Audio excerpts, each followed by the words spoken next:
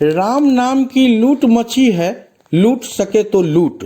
दरअसल ये स्थिति है मधुबनी जिले के बेनीपट्टी में, जहां प्रखंड और अंचल कर्मियों के लिए वर्षों पूर्व निर्मित जर्जर भवनों का ईंट दिन दहाड़े लूटा जा रहा है।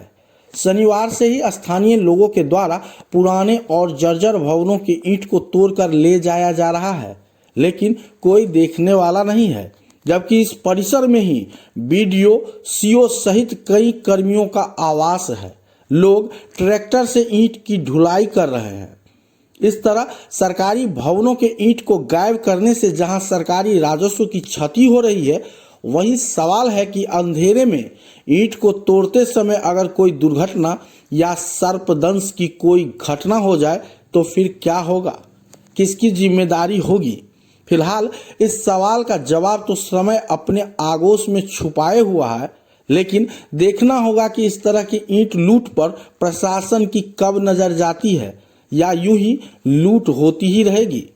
आपको बता दें कि बेनीपट्टी में नया प्रखंड सह अंचल कार्यालय का भवन वर्तमान कार्यालय के पूर्वी भाग में निर्माण होगा। निर्माण के लिए भवन निर्माण विभाग की सुगबुगाहट होते ही ईंट लूट होने लगी है।